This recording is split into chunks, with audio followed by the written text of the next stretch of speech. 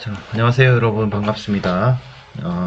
자료구조 알고리즘 13주차입니다. 13주차. 그래서 1주차부터 지금 13주차까지 차근차근 하나씩 공부하면서 배열구조까지 왔습니다.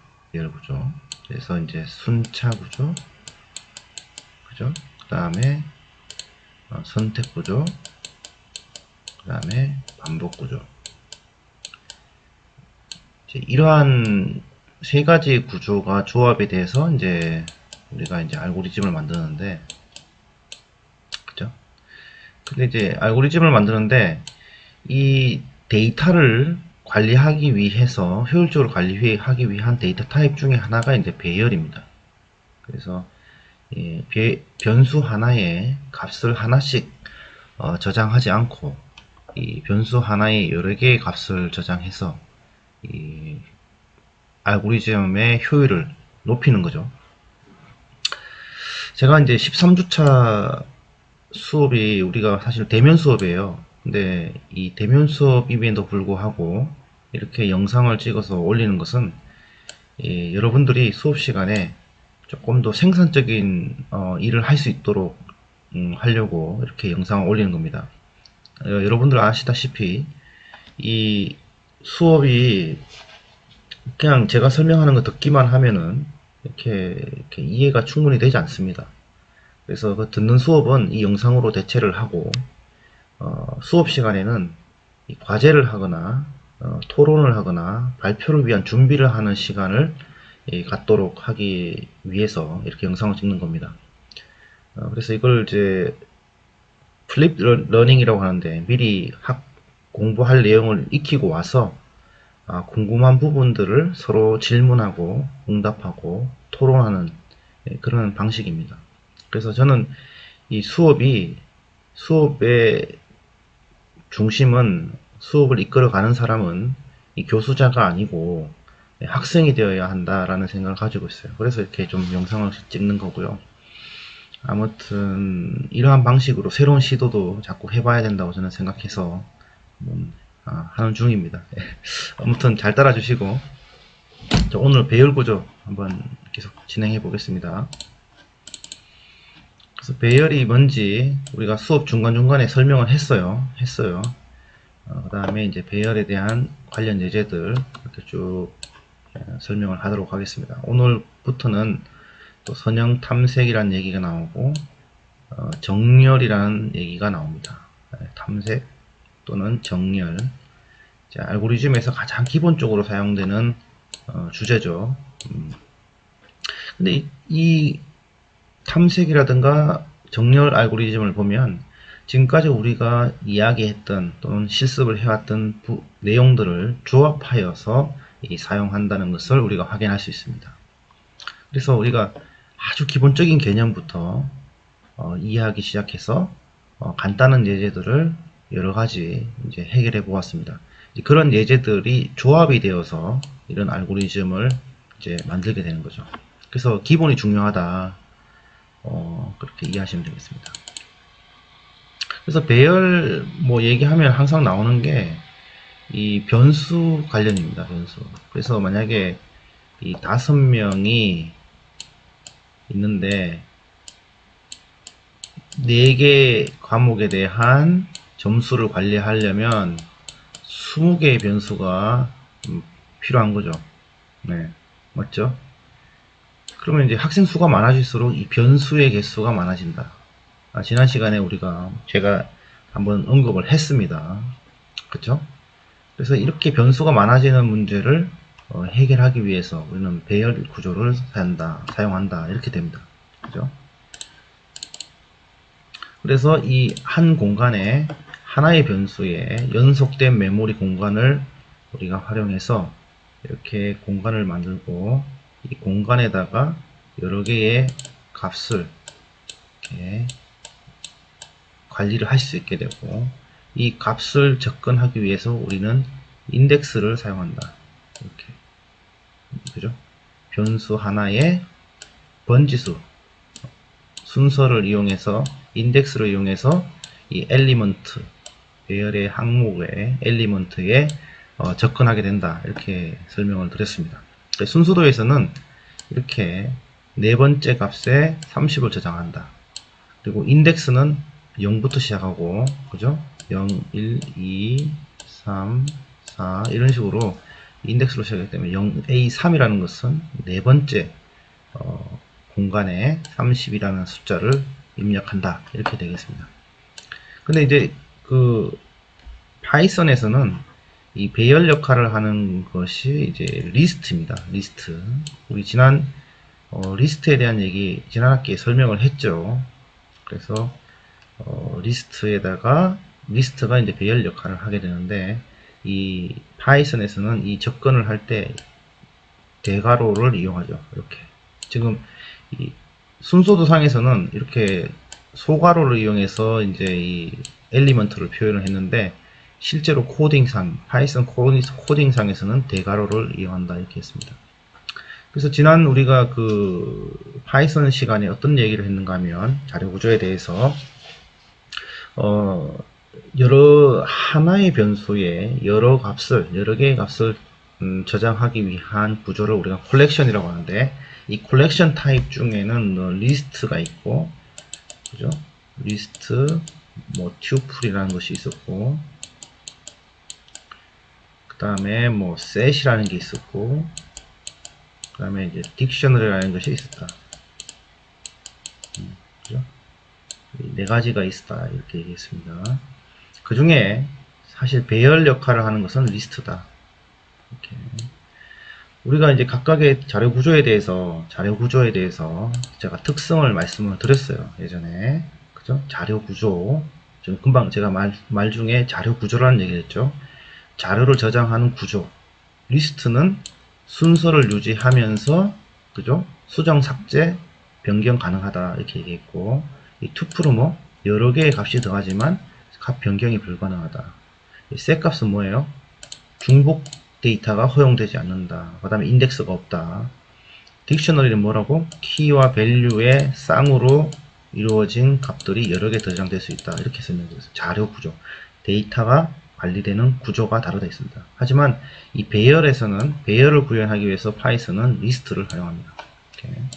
그리고 이제 좀 독특한 게 있다면 파이썬에서는 이 배열이라고 하면서 엄밀하게 따지면 이 배열에는요, 원래는 모든 데이터가요, 동일한 데이터 타입을 가져야 돼요. 숫자면 숫자나 또는 문자, 어쨌든 객체든, 어쨌든 여기 들어가는 구성 요소들이 동일한 데이터 타입을 가져야 한다라는 것이 기본인데, 이 파이썬에서는 숫자와 문자와 다른 데이터 타입을 허용하게 됩니다. 알겠죠? 이게 좀 차이점이 있어요. 그래서 배열 우리 예제를 보면 뭐 이런 거예요. 이제 뭐 순차 구조로 하나 만들어 보면 일단 배열을 하나 공간을 만들어 주고요. 그 다음에 이제 각각 공간에 append라는 함수를 이용해서 이 공간에다가 이제 데이터를 하나씩 저장해 주는 거죠. 이건 순차 구조죠. 말 그대로 여기에는 선택 구조도 없고 반복 구조도 없다. 그죠? 그러니까 선택 구조, 반복 구조, 순차 구조가 섞여서 돌아가는데 그 데이터를 저장하기 위한 구조 중에 하나가 이제 배열이다. 이렇게 이해하시면 되겠습니다. 그리고 한번 이런 예제도 한번 해보세요. 자, 1부터 10까지의 수를 저장하고 출력하기. 그래서 10개의 숫자를 저장하기 위한 배열 변수를 하나 리스트를 선언을 하고 이것이 1에서 10까지 반복하면서 이 값들을 이 배열에다가 이제 추가하게 되는 거죠. 그죠? 이런 구조 한번 해보세요. 그래서 하나의 변수에 여러 개의 값이 저장되고 관리된다. 자, 이 변수 이런 구조를 사용하지 않는다면 어떻게 되겠어요?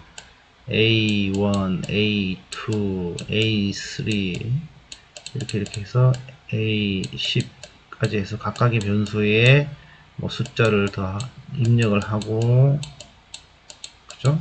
1부터 2부터 이렇게 해가지고 A는 10까지 해서 이것을 출력을 해야 되겠죠. 지난번에 우리가 최대값 구할 때도 또는 그런 얘기를 했잖아요. 변수를 다양하게 했을 때는 이것을 처리하기가 복잡하다. 코드의 양도 늘게 되고 성능도 저하되고 유지보수가 힘들어진다. 이렇게 얘기를 했습니다. 그죠? 아무튼 이 배열의 특성을 한 번 더 고민하라는 뜻에서 이 자료를 좀 만들고 있고 이 수업을 하고 있는 겁니다. 그래서 대부분의 사실은 이 프로그램을 구현할 때 대부분의 경우에 배열 타입을 잘 활용합니다. 그죠?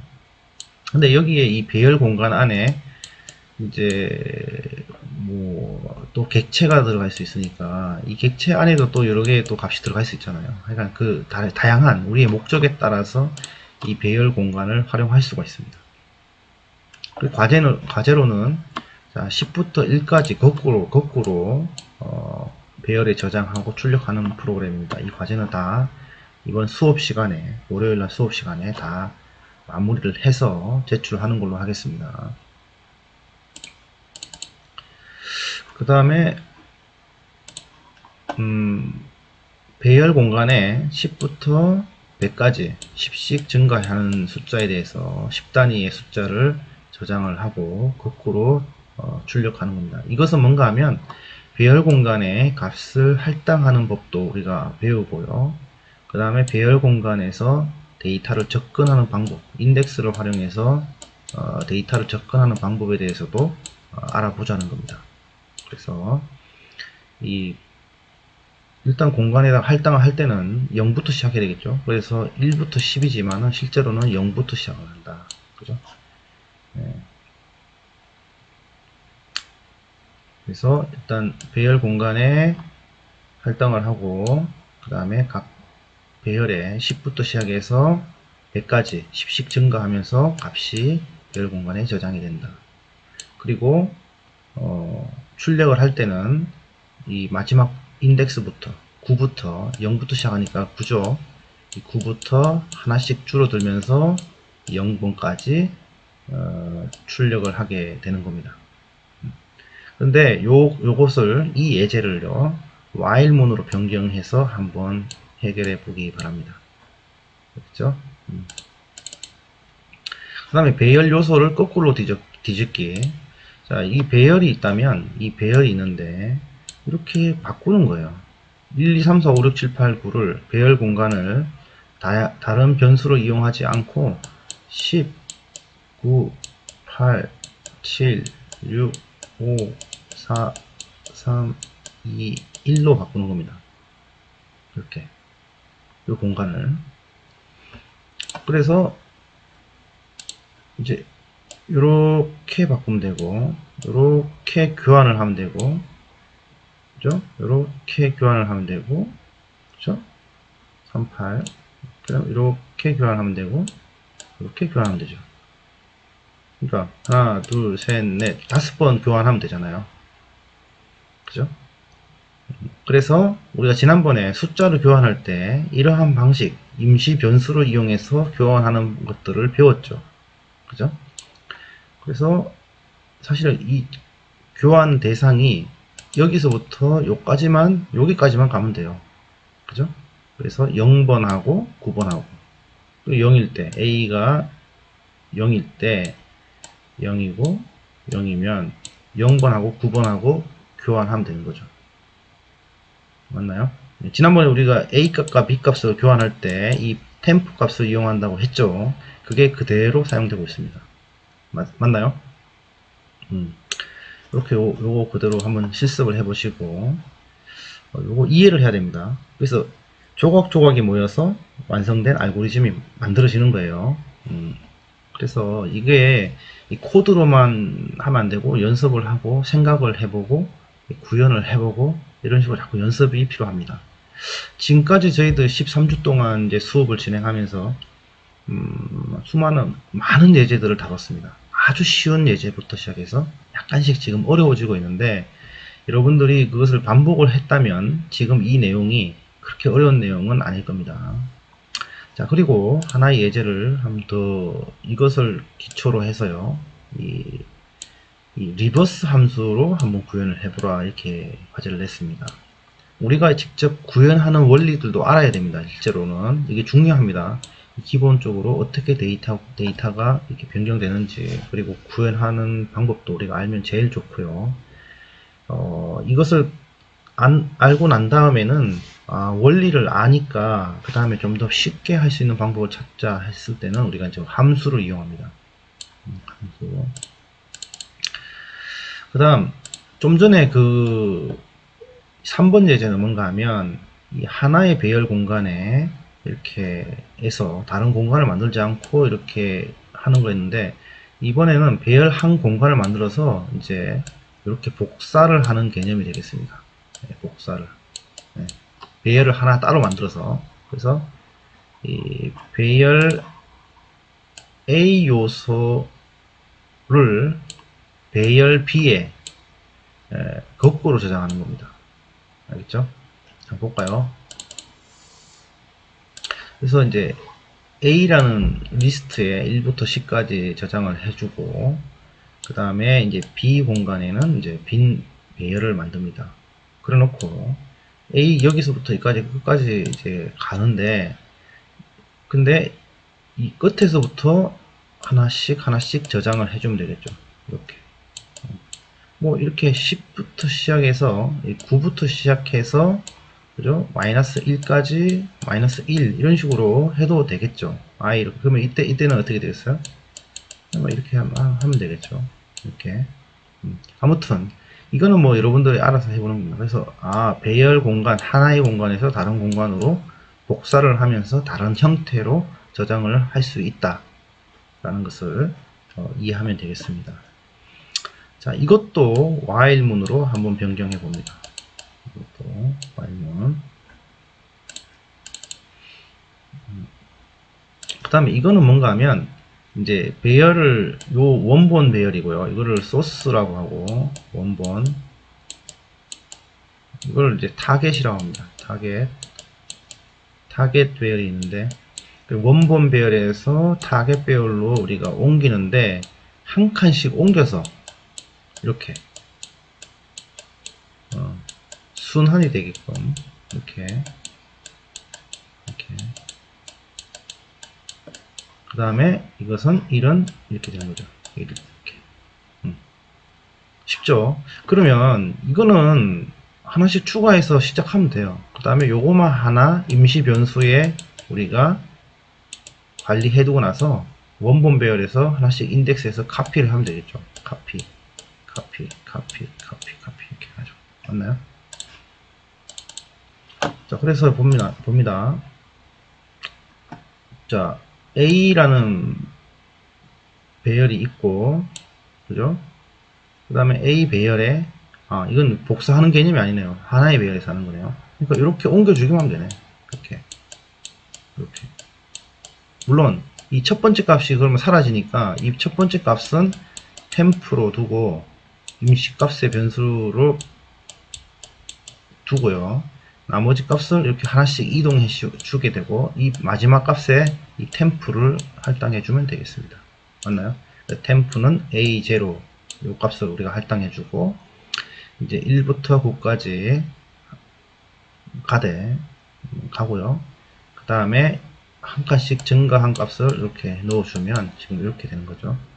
그리고 맨 마지막 값에는 우리가 임시 변수로 두었던 값을 저장해 주면 된다.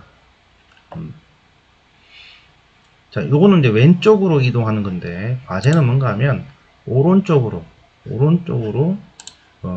한 칸씩 원형으로 이동하는 순서도와 파이썬 프로그램을 작성하는 겁니다.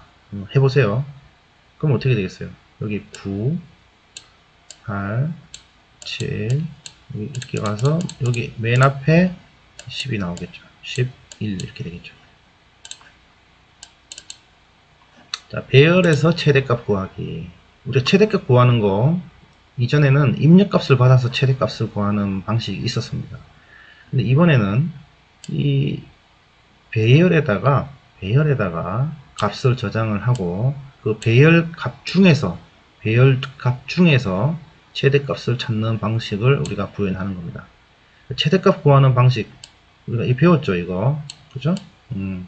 그래서 입력은 이미 되어 있다. 데이터가 입력이 되어 있는 상태. 데이터가 이미 배열에 입력되어 있는 상태.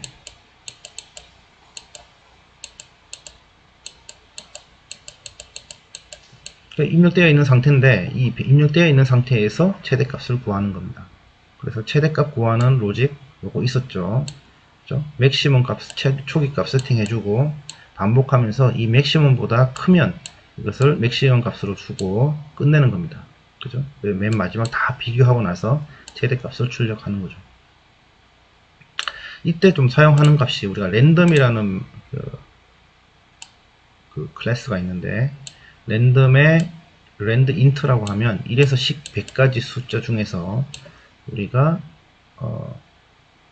그 임의로 발생시켜 주는 겁니다. 이 랜덤이라는 것은 규칙이 없어요.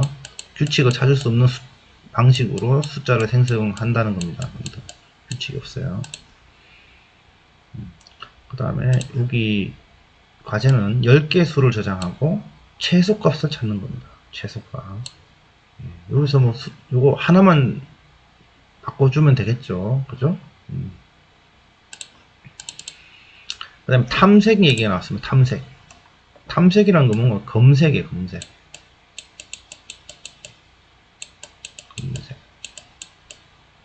자, 이 컴퓨터에서 계산을 많이 하죠. 계산도 많이 하지만 실제로는 또 우리가 컴퓨터상에 엄청난 데이터를 저장할 수 있잖아요. 그렇게 데이터가 많은 만큼 찾는 것도 중요하죠. 네, 구글이 어마어마한 데이터를 갖고 있는데 우리가 검색을 빨리 할 수 있다면 뭐 무용지물이죠. 그죠? 그래서 이 검색을 한다. 여러분도 이미 일상생활에서 검색을 하고 있어요. 자, 우리가 책 예제를 볼게요. 책에서 500페이지짜리 책이 있다. 근데 내가 원하는 내용을 한 페이지 한 페이지 읽어가면서 찾는 방식을 우리가 선형 탐색이라고 합니다. 됐나요? 쉽죠? 선형 탐색. 그냥 순차 하나씩 찾는 방식이 이제 선형 탐색이라는 겁니다. 됐나요? 쉽죠? 네. 그러니까 데이터가 예를 들어서 여기에 이게 배열 공간에 한 공간을 한 장, 책 한 장 한 장이라고 우리가 가정합시다. 이렇게. 그래서 여기에 내가 원하는 데이터가 있는지 없는지 비교해보고 여기에 있는지 없는지 비교를 해보고 여기에 있는지 없는지 비교를 해보고 이런 식으로 하나씩 비교하는 것을 우리는 선형 탐색이라고 한다. 됐나요? 선형 탐색 이해됐죠? 이게 이제 가장 기본적인 검색 방법이에요. 뭐 대단한 게 아니고. 자, 그런데 책이 한 30페이지 정도, 50페이지, 30페이지 정도면 이렇게 한 장 한 장 읽으면서 내가 원하는 데이터를 찾을 때 뭐 큰 어려움이 없을 것 같아요. 10페이지 정도 빨리빨리 넘기면 되니까. 그죠? 그런데 만 페이지, 10만 페이지, 100만 페이지라고 하면 여러분들 그거 하나씩 읽었을 때 시간이 당연히 오래 걸리고 쉽지 않겠죠. 맞나요? 그래서 여러분들 큰 두꺼운 책을 보면 우리가 이제 그 원하는 정보를 찾을 때 어떻게 하나요? 내가 원하는 키워드가 존재하는 키워드가 있는 페이지를 찾을 때 어떻게 하나요? 첫 번째, 가장 쉬운 방법 중에 하나, 대략 목차를 본다. 첫 번째 페이지 맨 앞에 있는 목차를 본다. 근데 목차도 목차일 뿐이지 그 해당 키워드가 있는 페이지를 정확하게 찾아주지 못합니다. 맞죠? 자, 그러면 또 어떤 방법이 있나요? 페이지 책 뒤에 보면은 인덱스라는 것이 있어요. 그 인덱스를 보면 그 키워드와 관련된 페이지 번호가 이렇게 나열되어 있습니다. 그죠? 그럼 내가 원하는 내용 또는 키워드를 찾을 때 인덱스를 먼저 뒤져서, 인덱스는 근데 몇 장 안 되잖아요. 알파벳 정렬되어 있고, 가나다라 마바사로 정렬되어 있고, ABCD로 알파벳으로 정렬되어 있기 때문에 그 인덱스를 검색해서 페이지 번호를 찾고 우리가 그 페이지를 열면 바로 그 데이터, 그 원하는 정보가 나오게 되죠. 그런 것들을 우리가 이제 인덱스 검색이라고 그래요. 인덱스. 근데 인덱스 검색을 하게 되면 속도는 무지 빠르죠. 대신에 인덱스를 만드는 시간이 필요하고 인덱스를 저장할 수 있는 공간이 별도로 필요로 하다. 이렇게 되는 거죠. 맞나요? 아무튼 검색에 대해서 지금 잠깐 얘기했어요. 근데 우리는 이 시간에 이제 가장 기본적인 선형 탐색을 하고 있습니다. 그래서 여러분들 이미 선형 탐색 많이 했어요. 지금까지 우리가 배열 만들어 가지고 폼은 돌렸잖아요. 거기서 내가 원하는 데이터가 있는지 없는지 하나씩 비교를 해주면은 그게 선형 탐색이라는 거죠. 그렇죠? 자, 이제 여기에 5개의 값이 있는데 이걸 이제 배열 공간으로 우리가 생각합시다. 내가 분리를 시켜놨는데 그냥 배열이라고 생각하세요. 그래서 7을 검색하는 가정을 좀 보면은 0번째, 1번째, 2번째, 3번째, 4번째 이렇게 되어 있는데 여기에서 첫 번째 데이터와 비교를 합니다. 비교를 해서 아니다 하면 그 다음 번째로 갑니다. 쉽죠? 이렇게. 그래서 두 번째 비교를 합니다. 아니죠. 그 다음, 그러면 또 그 다음으로 갑니다. 이것도 아니죠. 그 다음 번째로 갑니다. 검색이 됐다라고 하면 탐색 완료하고 빠져나옵니다. 그 이상 거는 비교할 필요 없다. 있는지 없는지만 탐색하는 거기 때문에 일단은 이 문제 자체가 있습니다. 있으면 어디 있다 이렇게 되는 거죠. 근데 요구사항이 다르다. 예를 들어서 있는지 확인하고 몇 개까지 있는지 몇 개가 있는지까지 검색을 하세요 라고 하면 여기서 탐색을 멈추면 안 되죠. 끝까지 가봐야 되겠죠. 맞나요? 여기에 또 7이 있을 수도 있잖아. 그러면 0, 1, 2, 3, 0, 1, 2, 3 세 번째 인덱스에 있고 네 번째 인덱스에 있습니다. 이렇게 해야 되죠. 그럼 이 경우는 있는지 없는지만 확인하라 그러면 어떻게 보면 운이 좋으면 이 내용을 끝까지 다 검색하지 않아도 여기 만약에 7이 있다 그러면 7하고 여기에서 아무리 100만 개 뭐 이렇게 10억 개가 있어도 첫 번째 검색에 있다 그러면 속도가 엄청 빠르겠죠. 반면 재수가 없어서 운이 안 좋아서 데이터가 이 7이 맨 끝에 있다면 전부 다 비교를 해야 하는 비효율의 문제가 발생합니다. 아무튼 선형 탐색은 그렇다는 거예요. 그래서 이거를 구현하면은 단순해요. 자, 배열의 값들을 나열해 주고 초기화를 시켜주고 우리가 원하는 값을 입력을 받아서 그 다음에 인덱스의 개수만큼 우리가 반복해 주면 되는 겁니다. 그렇죠? 그래서 키 값이 A 배열의 인덱스에 존재하는지 인덱스 그 공간에 존재하는지 그렇죠? 그래서 비교를 해서 있으면 탐색을 성공했다라고 메시지를 뿌려주고 빠져나오면 됩니다. 네, 더 이상 반복할 필요가 없다는 거예요. 그런데 다 돌고 났는데도 불구하고 없다라고 하면 우리가 전체 공간이 10개잖아요. 10개니까 이 카운트가 10인 경우는 자 이걸 다 돌았다는 얘기예요. 결국은 그때는 탐색 실패 이렇게 해주는 거죠. 자, 이진 탐색. 자, 이진 탐색은 뭔가 하면 이 데이터를 반으로 나눠서 이렇게 비교를 한 다음에 이거보다 크면은 오른쪽으로 가서 비교를 하고 작으면 왼쪽으로 가서 비교하는 겁니다. 자, 근데 이진 탐색은 기본적으로 지금 내가 얘기했지만 이 이진 탐색은요 기본적으로 데이터가 정렬이 되어 있어야 된다. 맞죠? 이 정렬이 안 되어 있으면 이게 의미가 없어요. 그러니까 이진 탐색은 정렬되어 있는 데이터를 대상으로 수행하는 알고리즘이다. 자, 예를 들어 가지고 검색을 하는데 조건이 이미 정렬되어 있다 라고 하는 이진 탐색을 쓰면 좋겠죠. 그러면 순차 탐색을 했을 때는 이걸 전체를 다 비교해야 되는데, 그죠? 이진 탐색을 하게 되면 반을 뚝 나눠서 이거보다 크면 이 부분을 버리고 여기만 검색하면 되잖아요. 그죠? 맞나요? 그리고 여기서 또 비교를 해서 크고 작고를 따라서 또 반을 나눠서 여기만 비교하면 되고. 그러니까 비교 횟수가 훨씬 줄어든다. 탐색 범위가 줄어든다. 검색, 탐색 범위가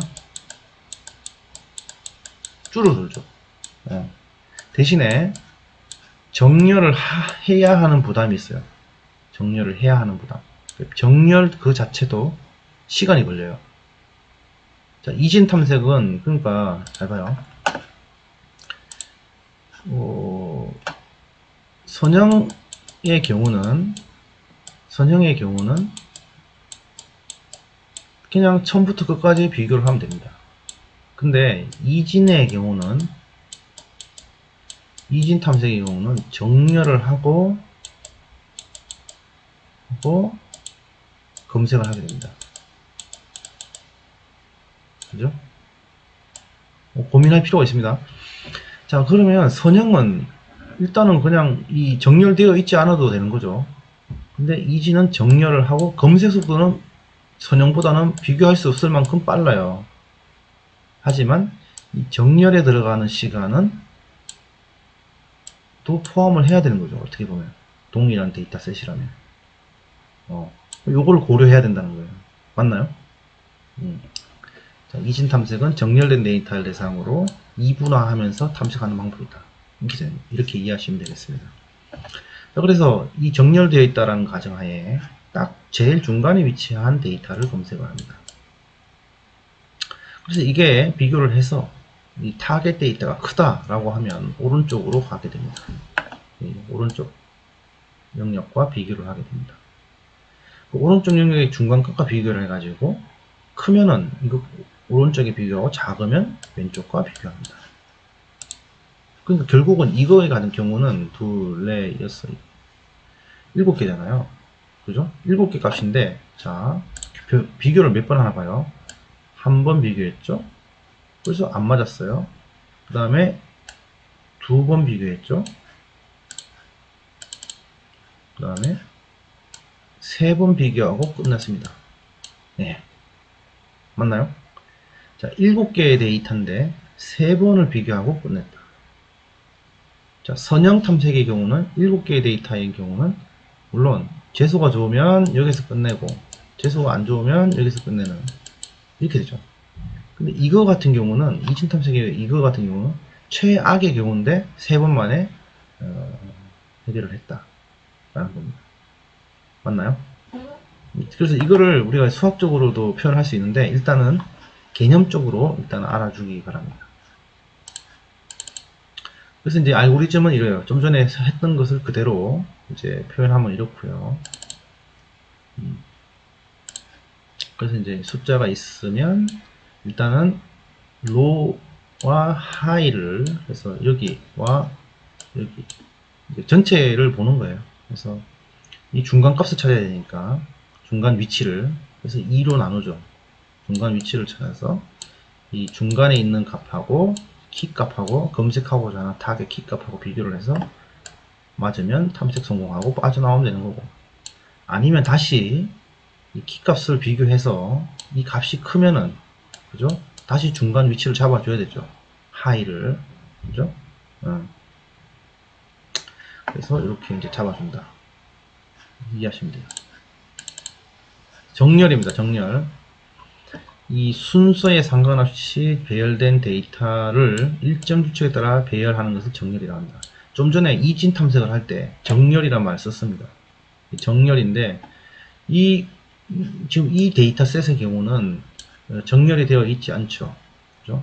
뭐 1, 3, 그 다음에 8, 11, 15 이런 식으로 되어 있으면은 오름차순으로 정렬되어 있는 건데 지금 이거는 규칙이 없어요. 자, 그러면 정렬을 시켜줘야 되는데 그럼 어떻게 하느냐? 이 선택 정렬의 경우는 다 우리가 상식적으로 한번 해봅시다. 이거를 우리가 오름차순으로 정렬 한다고 했을 때 첫 번째 값하고 나머지 값을 쭉 비교해서 그 다음에 최소값을 찾는다. 그죠? 최소값을 보내고 이것을 교환한다. 맞나요? 1, 15 이렇게 되죠. 두 번째, 여기서부터 쭉 비교해서 최소값을 찾는다. 이렇게 3, 11 이렇게 되겠죠.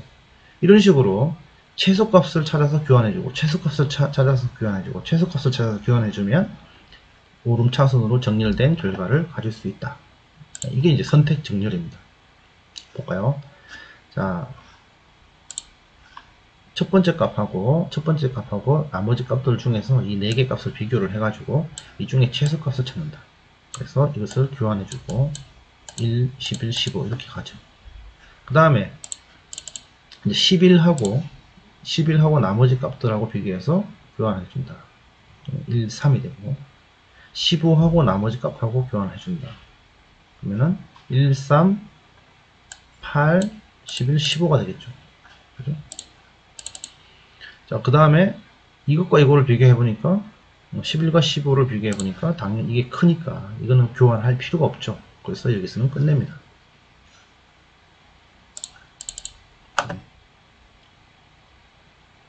그래서 이 교환하는 부분이에요. 그래서 여기서 쭉 해서 똑같이 했는데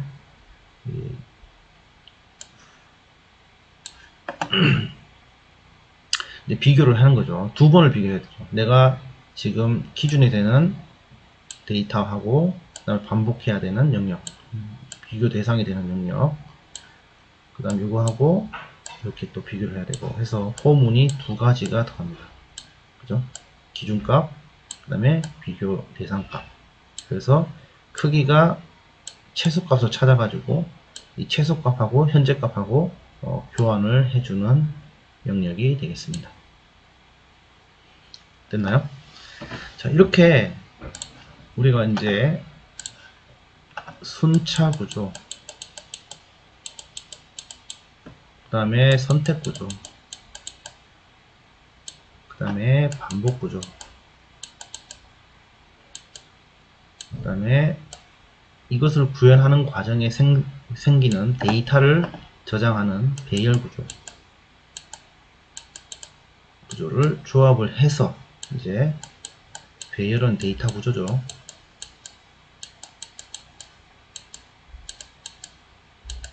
이용해서 문제를 해결하는 것들을 한번 쭉 살펴보았습니다. 자, 근데 제가 이제 이 자료구조 알고리즘 수업 시간에 이제 항상 강조한 게 뭔가 하면